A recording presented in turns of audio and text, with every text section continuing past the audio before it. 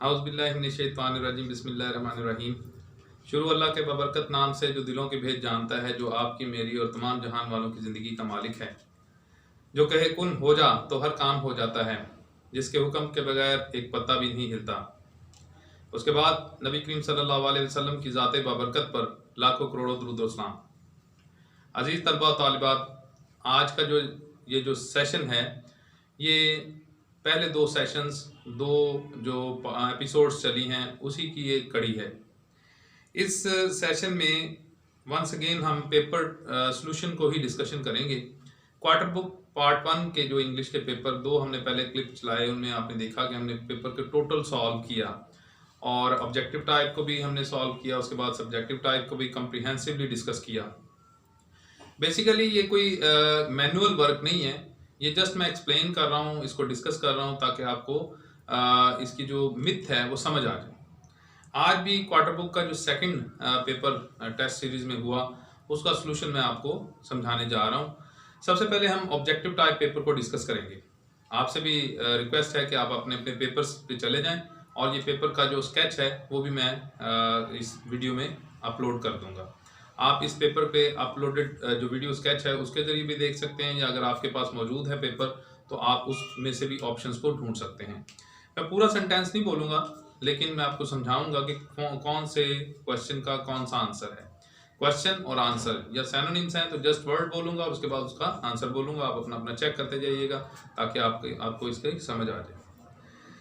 ये हमारे पास first year English subject का क्वार्टर बुक का सेकंड जो टेस्ट सीरीज में जो पेपर हुआ उसका मैं सलूशन आज आपके सामने पेश करूंगा।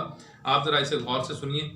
फर्स्ट क्वेश्चन है objective type paper part 1, choose the right choice of underline words. देखें, इसमें सबसे पहला जो क्वेश्चन उसने कहा है choose the right choice of underline words, यानी कि एक वर्ड को अंडरलाइन किया गया है और उसके नीचे 4 ऑप्शंस दी गई हैं।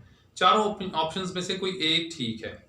मैंने अपने पहले वीडियो में भी आपको बताया कि बहुत क्लोजली ये सैनोनिम्स जो हैं वो प्लेस किए जाते हैं, जिससे स्टूडेंट काफ़ी मुश्किल जो का सूरत हाल का सामना करना पड़ सकता है उसको एग्ज़ाम में भी, और ये उसके लिए बहुत प्रॉब्लमेटिक भी हो सकती है। माज़रत।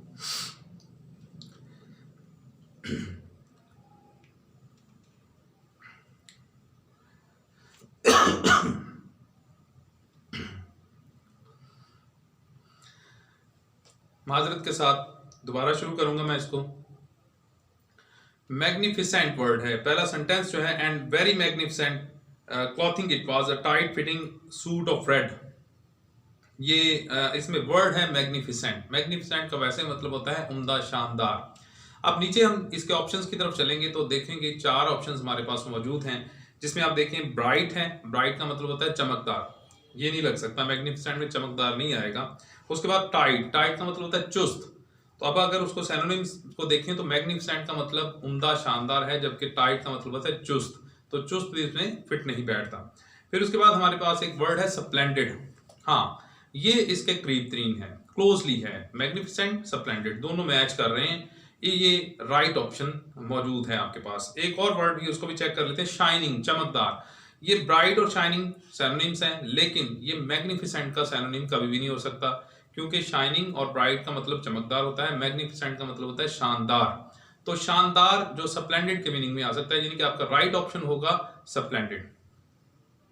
अब हम दूसरे इसके ऑप्शन की तरफ चलते हैं। While tears of defeat blinded her eyes. Blinded का मतलब होता है कि वक्ती तौर पे टेम्परेरीली आप किसी चीज को अंधा कर दें, यानी कि कोई चीज ना नजर आए आपको।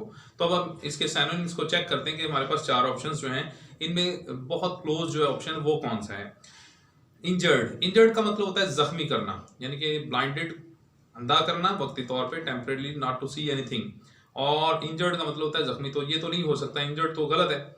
उसके बाद हम अगले ऑप्शंस पे चलते हैं। डेजर्ट, हाँ डेजर्ट देखें, डेजर्ट का मतलब होता है चुंधिया देना, या वक्ती तौर पे you are unable to see anything.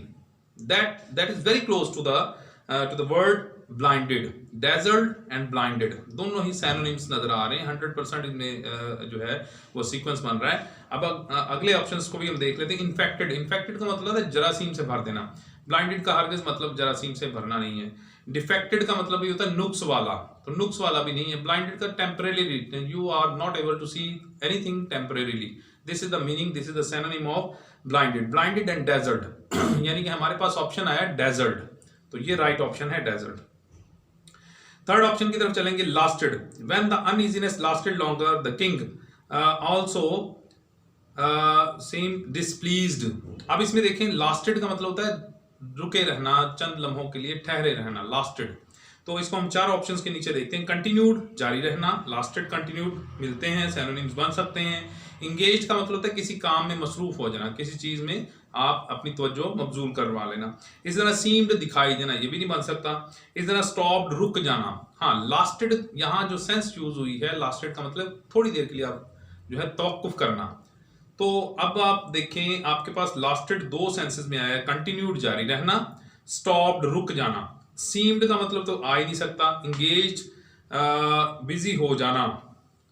When the uneasiness lasted यानी कि थोड़ी देर वो बरकरार रही, बेचैनी जब बरकरार रही, लॉन्गर थोड़े अरसे तक, द किंग ऑल्सो सीम्ड डिस्प्लीज, तो बादशाह भी नाराज दिखाई दिया। अब यहाँ कंटिन्यूड के मानों में आती है लास्टेड, यानी कि बादशाह जब अब इसी सूरत हाल से दो चार रहा, जारी रही ये सूरत हाल, तो वो भी नाखुश दिखाई दिया। तो हमारे पास जो राइट ऑप्शन यहाँ पे आएगा लास्टेड का कंटिन्यूड, जारी रहना। आगे है इंस्टेंटली। इंस्टेंटली का मतलब होता है इमीडिएटली, फौरी तौर पे। नीचे चार ऑप्शन है आपके पास, इनवर्डली अंदरूनी तौर पे गलत है, इमीडिएटली ठीक है, ये राइट ऑप्शन है। प्रीवियसली पिछला, ये भी गलत है। इंटायरली मुकम्मल तौर पे, ये भी गलत है। तो हमारे पास इंस्टेंटली का मतलब फौरी तौर पे, इमीडिएटली फौरी, नीचे इसका इमीडिएटली ऑप्शन आएगा। You ever seen a hopper swarm दस मार्च।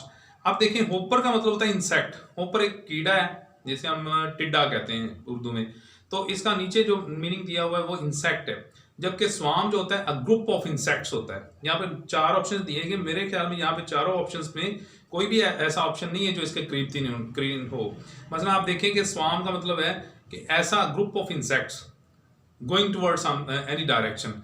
आप यहाँ पे देखें मल्टीट्यूड, मल्टीट्यूड का मतलब होता है लातादार।